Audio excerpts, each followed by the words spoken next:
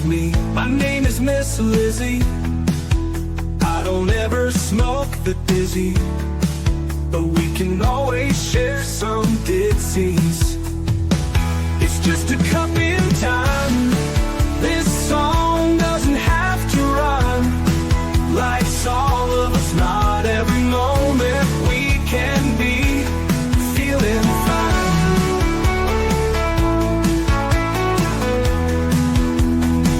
I wanna share a moment, just a second if you will, maybe even a cup of thrill. We could share this performance. It's tea time, come sit with me. Well, welcome, guys. That's right. Miss Liz is back in the house. And today I have Lynda Williams in the house. And we're going to be speaking about her book and all of that good stuff. We're going to get real raw and truthful today. So we're going to spill a strong cup of tea. So for anybody who hasn't subscribed to Miss Liz's YouTube channel or any of my platforms, check those out. It's Miss Liz's Tea Times. Check out the website, www.misslizsteatime.com or Miss Liz's TEE. .com.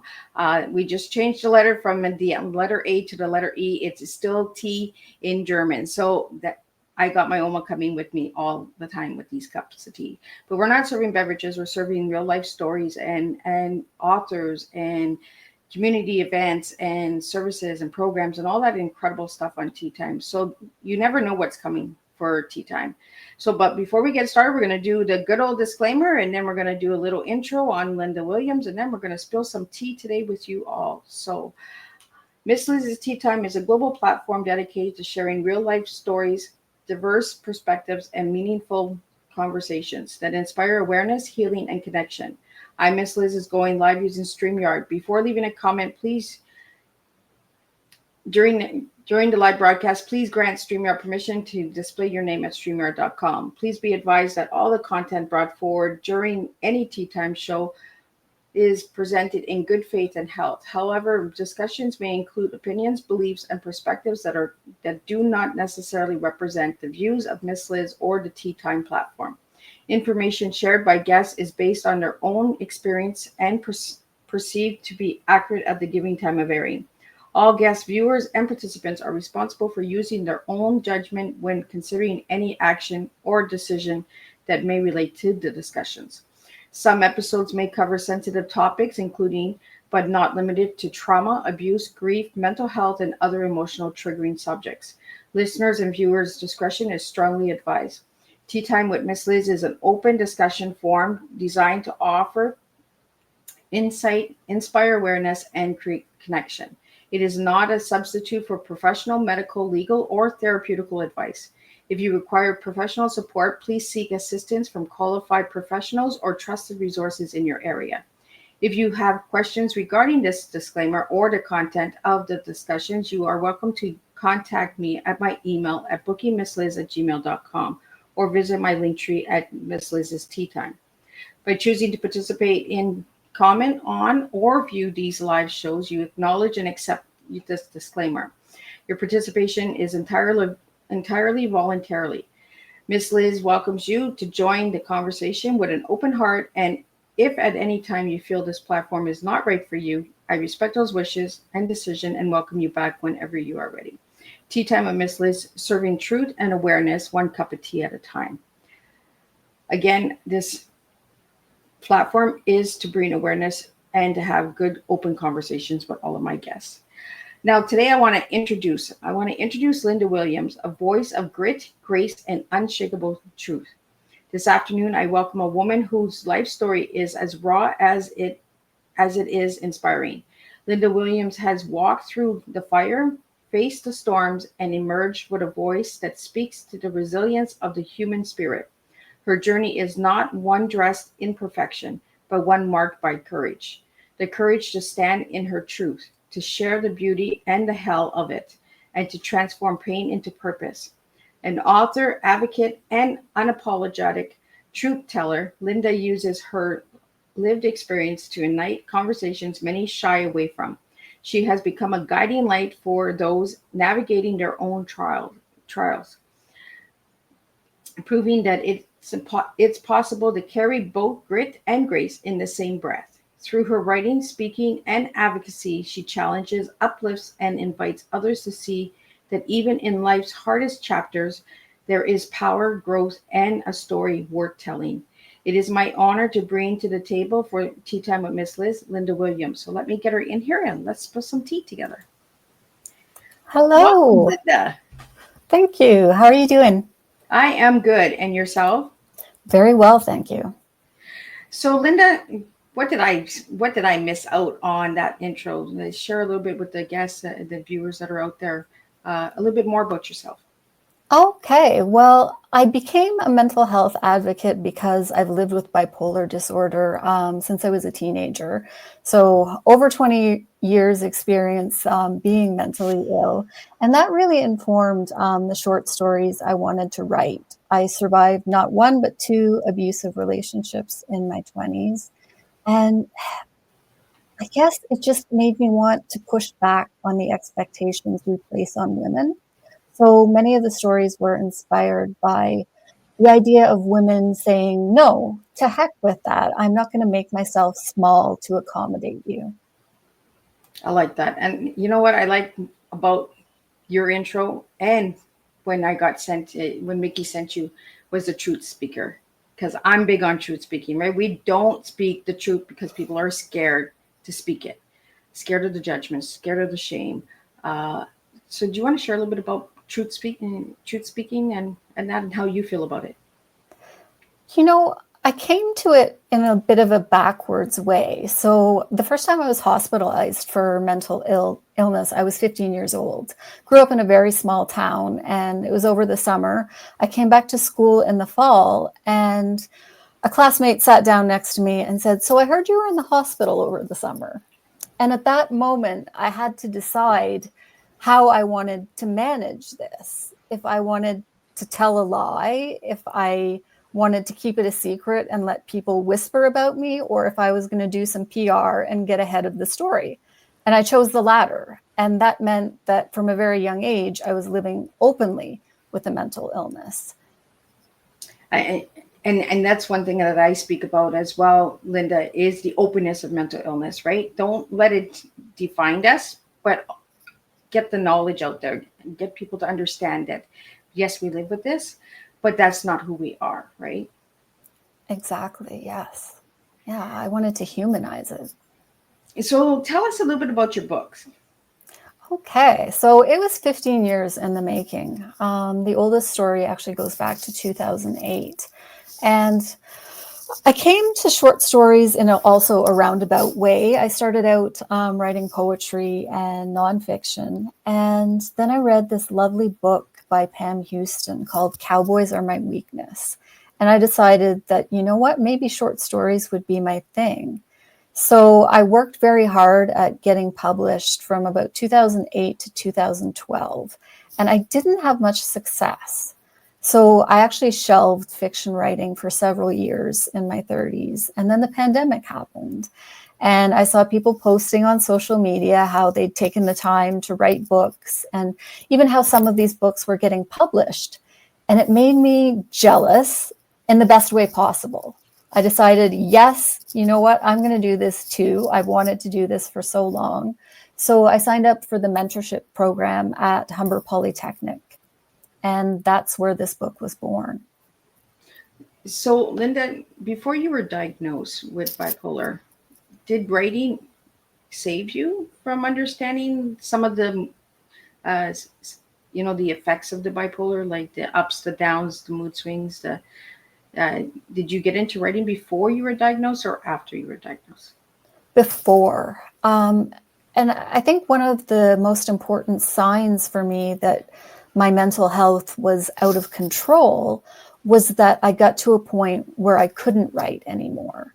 And as a teenager, writing was my only hobby, reading and writing. That's what I did. And when I got to a point where I couldn't focus long enough to write a paragraph, I knew that I needed to get help.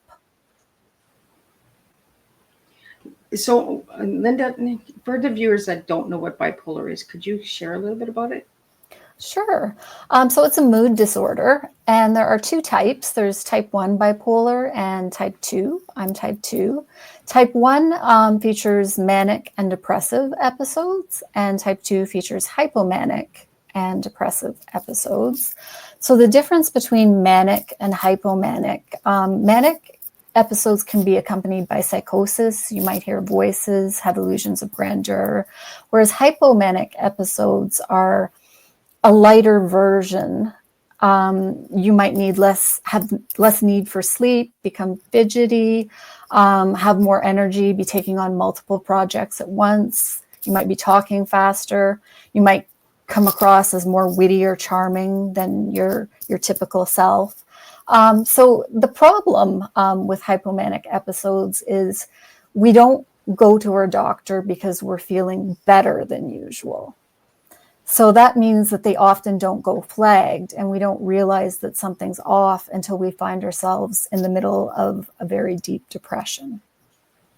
Wow. I didn't know the difference between the 1 and the 2. So thanks for sharing that. I do have friends that have bipolar 1 and bipolar 2, and I didn't know the difference. So thanks for sharing that. You're welcome. So I want to get into the book because the book is called The Beauty and the Hell of It. I want to get into the colors because I'm big on colors. And I do see the blue, and your favorite color is blue. So tell us a little bit on how the book came together, how the cover came together, all that good stuff. Okay, so maybe I'll start with the cover since we're on to the colors. Blue is my favorite color, as you can see. And that's why I'm wearing blue. yeah, that's fantastic. So I'm with a small publisher, a small Canadian publisher, and they actually give quite a bit of freedom in terms of how much say you get in the cover. So I was paired with a graphic designer, and he was based in Toronto. I'm based in Calgary. We had maybe an hour-long conversation about what my vision was for it, what he had in mind for it. And from that discussion, this image was born because so many of the stories involve relationships between men and women. But often they aren't healthy relationships, or they're not particularly functional. So he had this wonderful idea to place them back to back. And then he had the idea to transpose the title over this image. And my request just was bold colors, like go big. I want eye catching. Go big or stay home, right? Yeah, exactly, right? And then he came back to me with this beautiful image that I couldn't have imagined for myself. And I see like the back to back. So does that represent the bipolar as well, or does that represent the short stories inside the book, or? Very much the short stories inside the book. I hadn't considered the bipolar, the aspect of that, but that's good. Yeah, I like where you're going. It's very much yeah, because when I look at the cover, like it's two people side by side, right? But it could be also one person as well, being divided into, the bipolar and the non-bipolar. Like, you know what I mean? Yeah, that's what I get from the cover. So for anybody else who sees the cover and that as well, I just like the colors. They represent it. I like the bold colors because it stands out, right? And for me, because I'm OCD, I have really bad OCD. Everything has to be aligned. Everything has to match, right? It's the words on top are like, could you move them over to the side? Yeah. And that's one of the challenges of a long title, right? Mm-hmm. Yeah. So working with a Canadian publisher and stuff like that, how does that feel for you?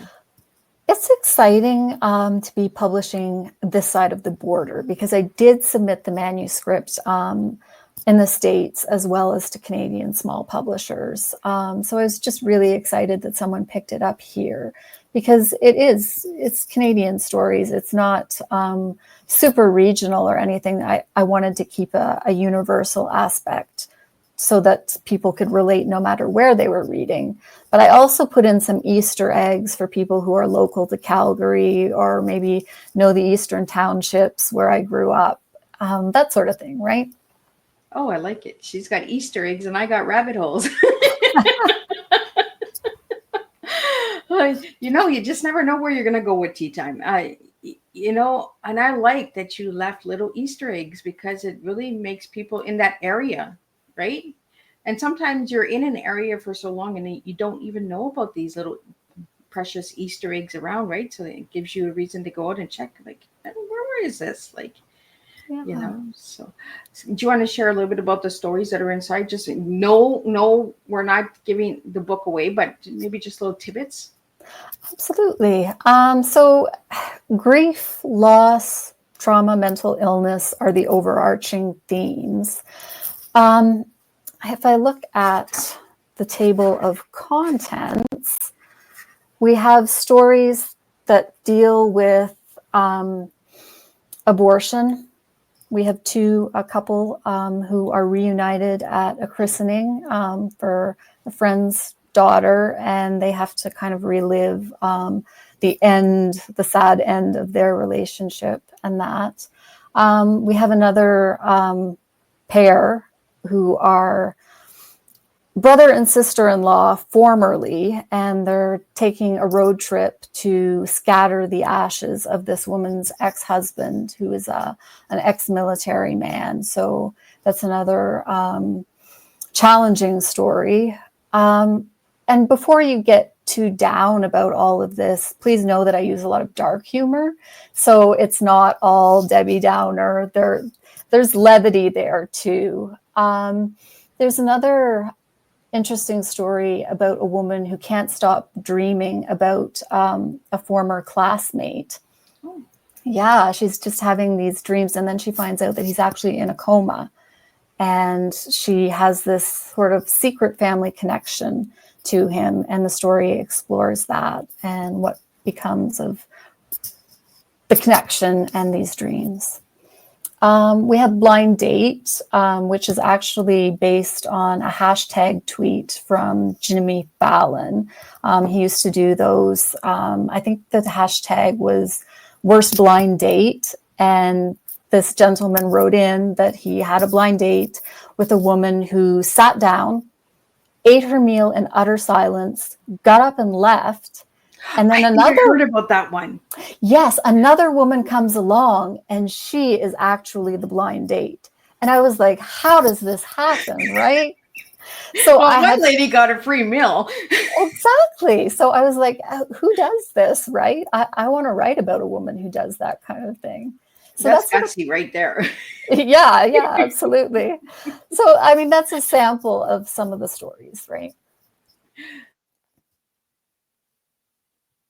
Being a survivor of domestic violence and domestic abuse, dark humor has saved me a lot as well. So I get what you mean when you say dark humor, right? Is, sometimes it gets so heavy that you just got to throw that humor in to keep going, right? And some of these topics are heavy, but you got to bring the brighter side to it, right? Because there's always a positive with the negative, right? Absolutely. And that's a little bit where the title comes from, that the beauty and the hell of things go together. It's from a line in one of the stories, but it really is overarching in all the stories that those elements can be bound together. Right. Well, Lynda, we got some questions that came in, and I want to get those questions out too. So the first one, a hell of it, is a full phrase. What does it mean to you personally, and how has it shaped your writing? I just didn't catch the first part of the question. Oh, I think there was a glitch, eh? I see a little wormhole here. So the beauty and the hell of it is a powerful phrase. What does it mean to you personally, and how has it shaped your writing? Okay, so the beauty and the hell of it, I'll share the line it comes from.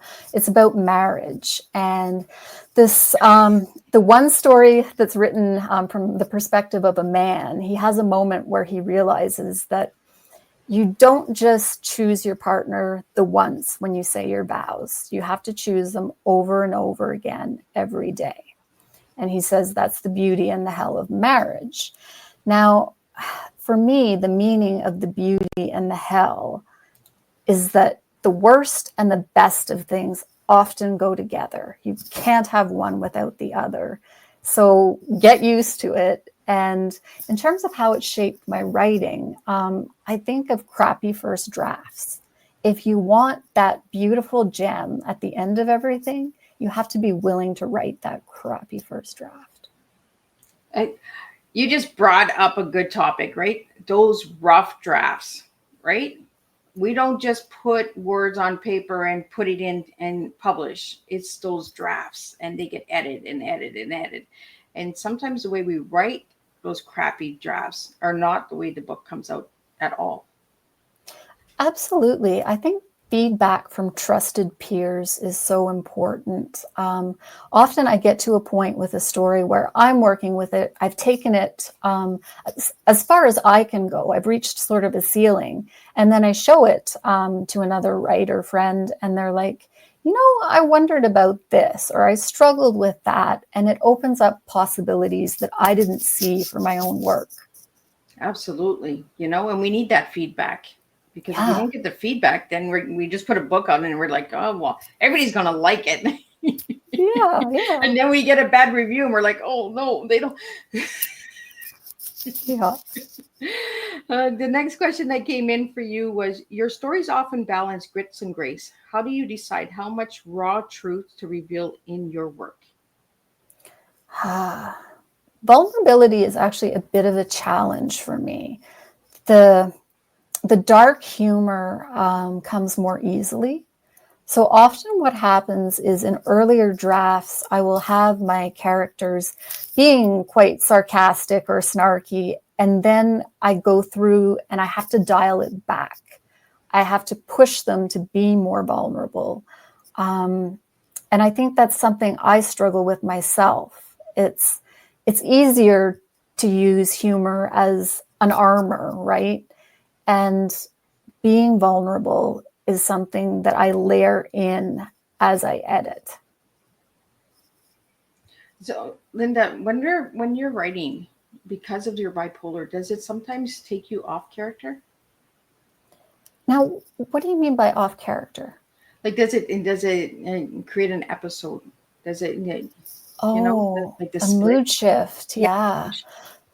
No, I can't say that it's ever affected me that way. More often than not, writing is cathartic for me. It helps me work through stuff, and it's satisfying to lose myself in something, because writing is one of those rare things I find where I can just forget about time when I'm doing it. So in that way, I find it very helpful and part of my treatment almost.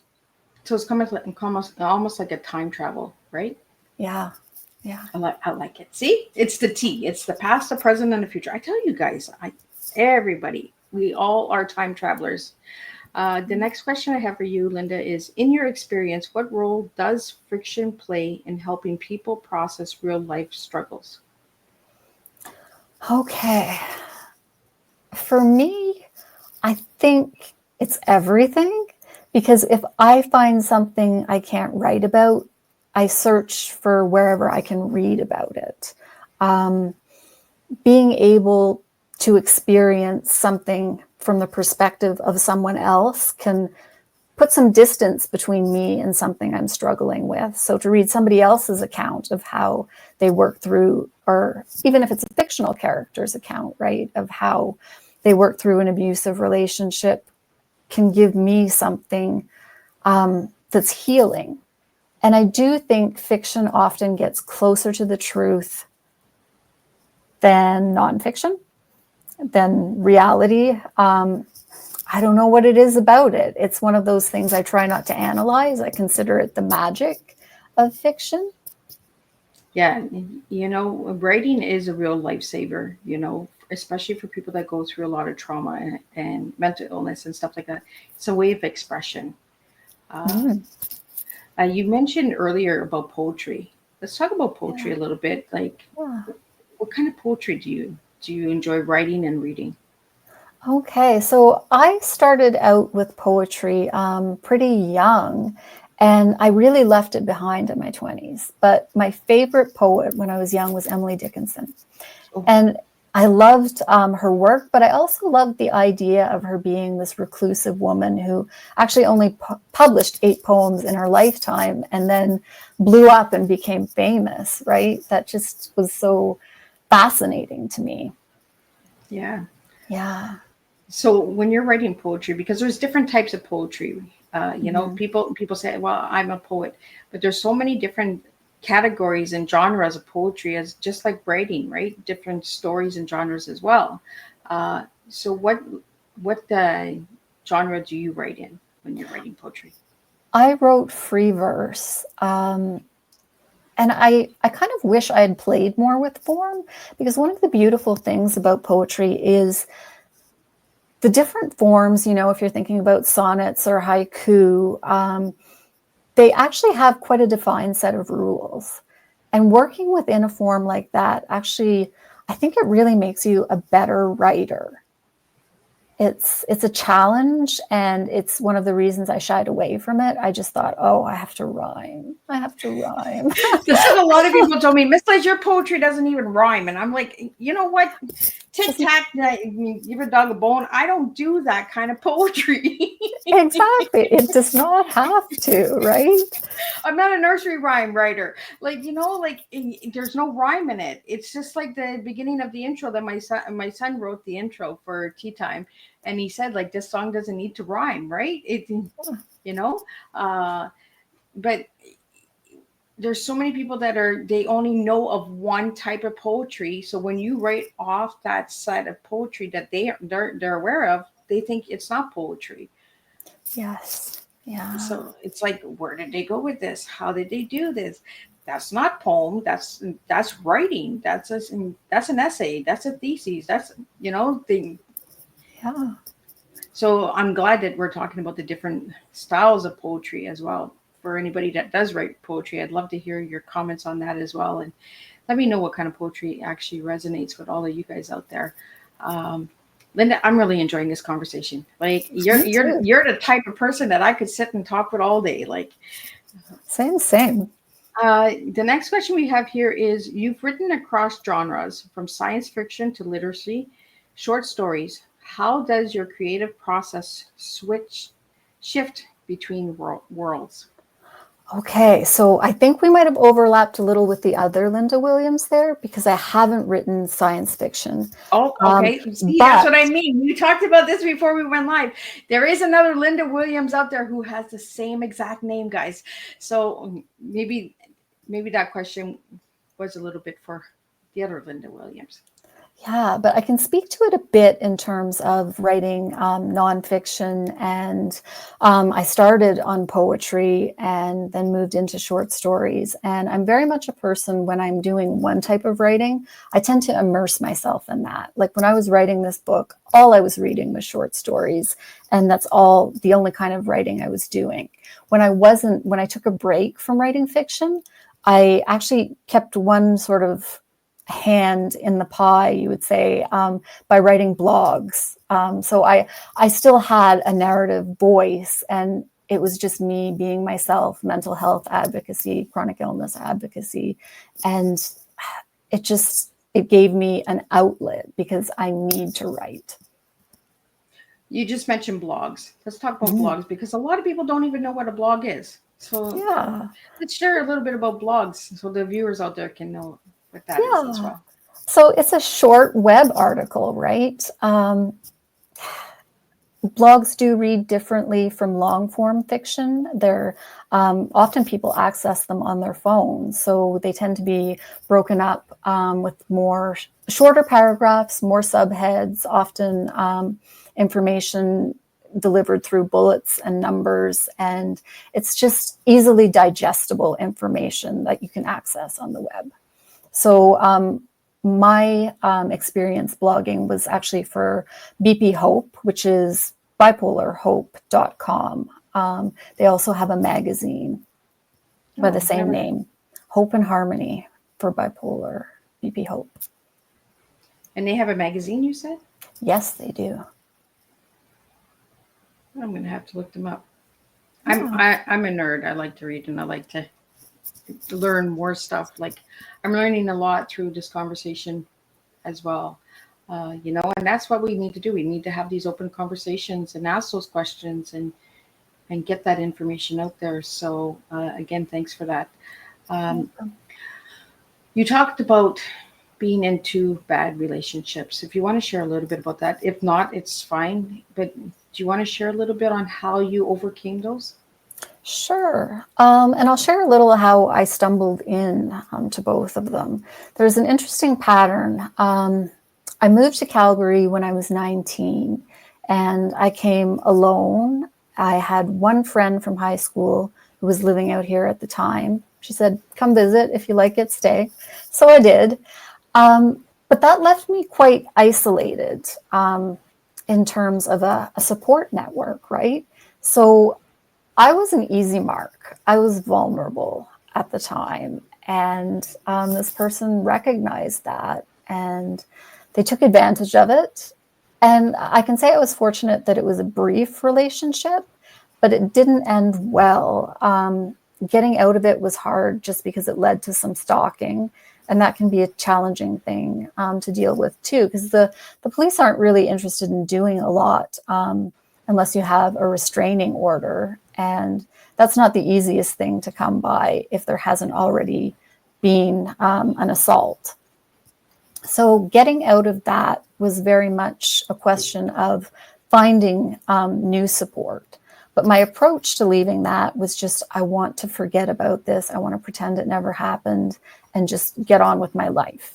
So I didn't do much in terms of seeking therapy or professional help, which looking back wasn't the wisest decision because that sort of thing it's not something you can just leave behind.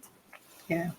So then later on in my 20s, I moved from Calgary to Edmonton for school. And I found myself in the same situation where I didn't really have a ready support network. And someone recognized that. They noticed I was an easy mark. And that relationship lasted much longer because I was at an age where I thought, you're supposed to be settling down. I was invested in staying in. I thought I was supposed to make it work or something terrible like that. Whereas, when I was 19, I was just in a relationship to be in a relationship. So the second time around, the relationship did come to a head with an assault. And I decided that time to press charges. Not that much comes from charges in a domestic dispute, but what I was thinking about at that moment was, how do I want to look back on this? And I knew because of how I had handled it when I was so much younger, that I wanted to take it head on. I was going to face this. I was going to face this person in court. I was going to do all of the things. I was going to get therapy. And it was a different experience. I would say I was probably dealing with post-traumatic stress for about a period of 2 years, but I got through it and I came out on the other side feeling like I knew myself better and what I wanted from a relationship. And it's not something you just get over, and it takes years. It's a lifetime journey to get over, especially when you're betrayed in that way, right? And then the trust issues are there. But like you mentioned, Lynda, it's almost like they smell it, right? They smell that red flag. Oh my God, she has nobody around. Let's get her. It's like bloodhounds. Like they just seek you out and find you and so in this honeymoon stage, right? I'm sure you went through the honeymoon stage, right? I'll never do it again. I was a little upset. I had too much to drink or I'm tired. There's always those excuses. But you mentioned restraining orders. Restraining orders are not easy to get. I had to get one as well. And they don't always protect you. No, it's a piece of paper. Right? And the people that are doing wrong know this, I'm glad that you got out of those relationships and I'm glad that you're able to speak about them. We need more voices out there like yourself, Lynda, sharing these stories and saying, you know what, I pressed the charges. I went to the courts, and it's not an easy journey, especially for women who go through this, because we're re-traumatized through the court systems and stuff like that as well, right? 100%. Yeah. Yeah. I want to get into the next question that we have for you. So the question came in is, how has your background in education and technology influenced your storytelling voice? Oh, I think we've hit the overlap again. I do not Oh, have a background in technology. Um, when Lynda Williams, the other Lynda Williams, comes on in the future, she is coming on. We're going to have some of these questions come back, and she'll be like, I didn't do this. yeah. But I can speak to my background in peer support. So I talked about how at the beginning of the pandemic is when I decided I wanted to write this book. And at that time, I was working in peer support. So mental health was my life. And the whole point of peer support is to help people learn to thrive as they live with mental illness, not just to survive, because often I think having a diagnosis it can lead to us lowering our standards for what we believe we'll be able to achieve with our lives, right? Sometimes other people will see us as less capable of achieving. And it's easy to fall into that trap of believing that, right? If other people view us that way. So peer support is all about overcoming that, achieving our potential. And I got to this moment where I thought, I'm encouraging all these people to live their best life, to thrive, but I'm not fulfilling my potential here. I know I have this writer in me. So I'm just so grateful for the time I spent in peer support that it led me to that place with writing. The peer support. Did you find peer support along your journey of writing as you wrote more? Um, I can't say that I've accessed it since I left the field of working more. But I definitely have writing peers that I rely on. And there's overlap there between the people I talk writing with and mental health. Sometimes our relationship is about both. So let's talk about a little bit about the mental health advocacy.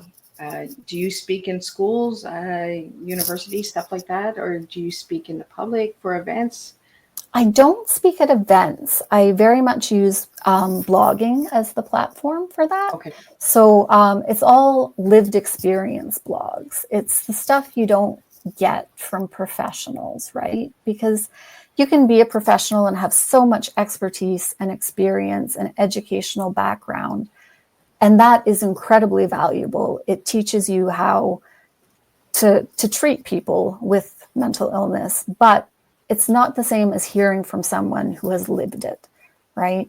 So for me, talking about things that are sometimes embarrassing, uncomfortable, that's what the blogs are all about. And I say this all the time too, no disrespect to the professionals out there, but when we live the experience, we can speak the experience, right? Yes. It comes from the heart. It doesn't come from a book. We actually have lived through those moments, and we can actually share the fear, real fear, not just the fear from words in a book. So again, advocacy, we don't speak about that enough in today's world either. We talk about the professions, we talk about the doctors and lawyers and justice systems, but we don't talk about the actual survivor voices. Yeah. And I think that's actually where the hope comes from hearing from people who have come out on the other side. And not that they're unscathed, but that they've put the pieces back together and they're stronger than ever. I like that. Put the pieces back, right? We all got to break in order to put the pieces back, but the pieces are never the same, right? No. And it's a good thing. Like a lot of people, I use the word broken a lot for myself to express myself a lot, Lynda. And a lot of people are like, Miss Liz, don't use that word broken. But broken is beautiful. It's not a bad word. We all got to break. We all got to fall. We all got to get back up. There's nothing, why are we fearing that word broken? Yeah, no, it's like being afraid of failure. Failure is how you know you're trying. Being broken is a beautiful part of life. It means that you're living to its fullest. Well, it goes right back to your book, right? The beauty and the hell of it, right? Yeah, There's yeah, beauty in the broken and there's hell in the broken, yeah, right? exactly. It always goes right back to the book. Miss Liz always finds a way to switch it back to the book. Uh, Nice. you know, and I like the title of the book because life is beauty and hell. You know, there are ups and there are downs. There is balance in life. There is pros and cons. There are good and bad. You know, it's how do we come from it? You've taken your pain and you turned it into a purpose. You've written books. You're speaking about it. You're sharing about it. You know, so that's where change comes, right? Yeah, yeah. So, many writers fear tackling dark or painful topics. What advice do you have for those afraid of going there? Oh, you know, it can take time. Give yourself time, because after the second abusive relationship I was in, I did lose my voice as a writer. And it took about 10 months for me to be able to write a story, which was something that I could bang out very quickly before that period of time. But I didn't give up. Every weekend, I would take myself to a coffee shop or the Zeller's Diner back in the day. They need to bring that back. Oh, yes. They had the best French fries. I don't know about anybody else, but they had the best French fries. They really did. And so I would try to write. And what would happen is I used the free writing technique where, you just start with anywhere, but when you get stuck, you keep writing the same word over and over. And instead of getting unstuck by doing that, I would just stop. And that would be my weekend every weekend. And then finally, I came across a story that was written in the second person. And that gave me something to experiment with this idea I had, because I was trying to write about what happened to me that had to come out before I could move on. And I was able to write a piece that's actually in the collection. It's titled Miles to Inches. And that was my second person approach to what happened to me. So when I say give yourself time, it could take a year to get through just one piece of writing, but don't give up. Take cues from other writers and in terms of craft, how they're handling entering a story, or maybe you're writing poetry and you need to go to nonfiction. Experiment, give yourself room. Not everything that you write down has to be what you're going to put into the world, right? We have a question that just came in for you, Lynda. You said you stopped writing for a couple of months. Was it because of the abuse that they let me word it here. Did the abuser attack your writing skills? Not specifically. No, it was very much, I think it was post-traumatic stress that I was dealing a lot with panic attacks. And it was very much that I couldn't process what had happened to me.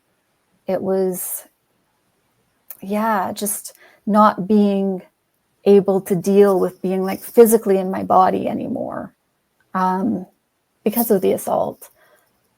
Robbed me of my voice, right? Because writing it's a very sensory exercise, right? So if you disconnect yourself from the world in order to protect yourself, you're also disconnecting from that voice that helps you write. Yeah, because this person says a lot of abusers like to take away things that we enjoy, right? And because you enjoyed writing, was that something that they took away from you, like the time of writing and stuff like that? Yeah, and they certainly downplayed my talent. There was no encouragement there, but they also found other ways to put me down and make me feel small.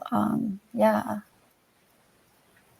It's amazing what people will do. Like there's so many different forms of abuse that we don't speak about, right? We talk about the beatings and the punching and the words and stuff like that, but there's so much more than that. Thanks Yeah. for the question for the person who sent it in. I'll keep your name anonymous as you asked. Um, what has been your most transformational moment as a storyteller, and how did it change you? Hmm. That's a very good one. I'm just going to have a sneak at the table of contents again. Honestly, this is going to sound repetitive, but it was miles to inches, because that story I thought I might never write again at that point. I was actually in a writing program. That was the reason I had moved to that city. And I left the program because you can't be in a writing program if you can't write. It wasn't just fiction that I couldn't write. It was my assignments. I couldn't just compute, I guess you would say. I didn't have the focus or the attention span anymore. So the vindicating moment with that came when I entered it in Room's fiction contest. It was the fall of 2012, and I got an honorable mention. And I can really appreciate, looking back on the story, why it didn't win. It wasn't ready. But just that it got that nod, it was like, okay, yes, I feel empowered. So it's like a cup of tea, right? You didn't steep the tea bag long enough. Yeah, yeah. It was like a watered down tea. It wasn't ready. It needed Yeah. more steeping. That's all it Yeah. needed. Yeah. See, I always go back to tea, but I don't serve a beverage, guys. I serve how we look at a cup of tea, because it's how we serve ourselves. Do we serve ourselves strong enough, or are we just put that tea bag in and out, and then this is what you're gonna get? Like there's no prep, there's no nothing. We're just coming with water, hot water, and that tea bag in there. Then we took the tea bag out right away, right? So my Oma always got me to look at tea in a different way. So. And that's why I use tea. We got a couple more questions here, but then I want to get into a couple of the personal questions that I've asked all of my guests as well. So the next question I have for you is, how do you approach building characters that feel authentic and flawed, yet deeply relatable? It's interesting. I know some people will do in-depth character sketches before they even start to write a story. And I am guilty of pantsing my way through everything. So often stories for me will start with a line, and it can often be a line of interiority in a character's head. So I'm just getting their voice, and I will follow that voice wherever it takes me. And that means there's stuff I have to cut out. Often there's things that are just like notes to myself. But in terms of making them deeply flawed, I don't give it a lot of thought until I'm revising if I've made them flawed enough, if I've pushed them far enough. Like for me, what the thing I'm thinking about is, have I given them enough trouble? Because for your story to work, you need adversity, right? So you need stakes. And when I'm worried about those things, I find it goes well. If I'm worried about characters which are more static, I find there's less electricity in the story, if that makes sense. It does. I like that. And you said the word pantsing. Mm-hmm. Can you tell me what that means? Because I've never heard that word before. Okay, that's the opposite of outlining. It means flying by the seat of your pants. That's the spin-off from, yeah. So I tried to write a novel when I was 17. And I took the very sound advice that if you're going to write a novel, you should have a chapter by chapter outline. So I did that, and I got 140 pages in, and then I realized I didn't care about the project enough to finish it because I knew how everything was going to turn out. I wasn't invested anymore. My why for writing is to find out what will happen. See, I learn something new every day with my guests. Like, I was just like, what is that word? Like, I'm curious. I want to know. And I'm sure all my listeners are like, thanks for asking, Miss Liz, because we didn't know either. We have a couple more questions here, and then I'm going to get into this book over here. Like I mentioned at the beginning of this season, you're going to see a lot of papers flying around because Melissa says papers. I have phones. I got this. I got that, and you're going to see that out there. So, for all the viewers that are listening as well and in the studio, Gregory Children's Youth and Organization will also be on Tea Time in the future. We're working on getting them on here and that as well. So thanks for joining us today. Dave left a comment, amazing. And Miss Lynda, you inspire and how? I'm not sure what he means by that. I'm sure he'll pop in his little question here, and we'll just keep getting it there. The next one we have is, if readers could take away only one message from your work, what would you want them to take away? Oh, see, that's a question I get very nervous about, because my ultimate goal for a reader is to come away from the book maybe feeling a little bit seen, right? You know, when you read something that just resonates with you so much. But for me to pick a specific message that resonates with a reader takes away from the fact that each reader brings their own lived experience to a book. And it's how the words I write interact with their experience that decides how they feel about the work and what they're going to take away from it. So there's a bit of chemistry happening there. And I would hate for something I say to change how someone would experience it. Does that make sense? Yeah, it does. Yeah. Are you scared that some of the readers might be triggered when they're reading your work? You know, that's something I've been asked about now and didn't think about while I was working. Mostly because I've never felt the need to be protected from literature. You know, it's always been cathartic for me to read, and it helps me understand and intellectualize feelings that I might find very hard to cope with. So, but that's just me. What I appreciate hearing from people is that, you know what, it can be a safety thing, right? To have those trigger warnings, it can just make readers feel more safe engaging with the work or choosing not to engage with the work. In one way, I do feel like the back blurb on the book is a bit of a trigger warning in itself, right? Because we know this woman's meeting her rapist at an engagement party. So we get a sense that we're dealing with some trauma and abuse in there as well. So is there a trigger warning for people to buy the book? No, there isn't a trigger warning. Is that something you would consider putting into the next books that you're writing? I would consider it. Yeah. Yeah. You know, because as much as we share stories, sometimes it might be the littlest thing that might trigger someone, right? I know for me, it's scents and smells. Yes. Certain colognes or something like that, I freeze up. I can be in Walmart or in a grocery store and I smell a certain scent. I'm like, I got to get out of here. I don't know who that person is, but that just that cologne, right, is I got to get out of here. So yeah, but as a writer, I'm like you know, I that's my safety net.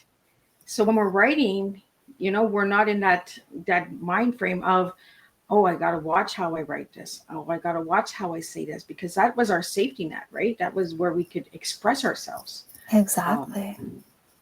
You know, and we're both truth speakers, you know, and the truth is, some stories are hard to read. Some stories will trigger you, you know. And if you're an easy person to get triggered, then maybe you should stay away from those books. Yeah. What's next for your creativity, and how do you envision your stories evolving over the next few years? So yes, more short stories. I don't see a novel happening. We talked about that a little bit before. Just sustaining a novel without planning is a bit of a tightrope to walk. So right now I am working on stories related to the theme of betrayal. And I'm thinking in terms of, you know, how we betray ourselves. I think we betray ourselves more often than anyone else. How we betray others, And also, I think this is a great moment to be thinking how we're betraying the planet. Yeah. Yeah. So now, Lynda, I want to take you onto your tea because we're going to wrap it Okay. up with some tea here. I asked all my guests this to give me 3 words and phrases. And Lynda, you gave me beginner, lifelong, and mental health. So do you want to tell us a little bit about those 3 words for your tea? Yes. I think having the beginner attitude is something that's a gift, right? Because it can be easy to get to a point, especially in adulthood, where we've done the same things over and over, and we actually feel quite confident in our abilities. We get locked into a place where we have to be good at what we're doing. And being good at everything you do is not that much fun. So being willing to be a beginner, to start at the beginning again, I think is just essential to living a full life. Willing to start. I like it because so many people are scared to start. You just never know where that journey is going to take you if you just take that step to start. Exactly. The next one is lifelong. Lifelong. Ah, yes, learning. I don't think, I think it's almost tied to the beginner thing. Like, if you're not learning, are you even living? For me, it's just almost like breathing, that if you're not finding out new information and adjusting your course based on that information, are you fully alive? You know, my undergrad at university was such a great time because there was so much information that was coming in. And I had to re-examine all of my beliefs. Everything that I grew up thinking came under question. And that was one of the happiest times of my life. And it was just energizing to have that experience. And I decided it was something I wanted to hold on to, that I didn't want to stop doing that just because I'd reached a certain age. And the last one is mental health. Yes. And that's just about sharing, being open about it. Because it is scary to do that. And I think it's also important to do things that scare us. And when I think about the people who shared with me about their mental health, I doubt they realized the impact they had. And that's just one of the things you can't know. So it's important to share regardless of what the impact might be, because that's not yours to know. It's just yours to share. And we have a question from Gregory here. What inspired you to become a writer? Oh, so many good books. My mother read to us out loud on the afternoons in summertime. I think when I was 3, she read us Heidi. She read the Nancy Drew books to us when I was 5. And I fell in love with words. So I was writing stories before I could even spell properly. How old were you when you started writing, Lynda? In grade 2, I wrote my first story. I co-wrote it with my sister. Oh, who did that? Grade 2. See, you don't have to be 18 or 30 or 50 or, you can be grade 2. What grade 2 would be, what, 6 or 7? Yeah, I think I was 7 by the time I wrote it. Yeah. So I'm going to ask you one question and then we'll wrap up. Give me one moment that made a difference in your life. Oh. So when I was really depressed when I was 14, I told my mother, or I asked her rather, what do you do when you don't know how to live anymore? And that was a really hard question to ask. And she took me to a doctor. Doctor prescribed an antidepressant. Unfortunately, it didn't react well with me. So instead of seeing improvement, I actually got worse. And I got to a point where I would just curl up in a ball and sob. And during one of these moments, my father was with me and he told me, you won't always feel this way. And right away I said, you know, I don't think I can believe that. And he said, it's okay, because I believe that for you. And that is my life-changing moment, but also it's a perfect example of how to hold space for someone who is struggling with mental health. It's to have that encouragement, right? When we don't have the courage for ourselves, somebody else has it for us. Yeah. So, Lynda, what final message do you have for everybody, and how can they get your book and all that good stuff? Okay, so final message. Yeah, share your truth, no matter what it is. And then as far as getting the book goes, it's available in the US at Amazon.com as well as Barnes & Noble. It's on pre-order right now, but it's being released on September 1st, not far away. In Canada, it's available from Amazon.ca and Chapters and Indigo, as well as local independents. And you can find out more about me at www.lindawilliams.ca.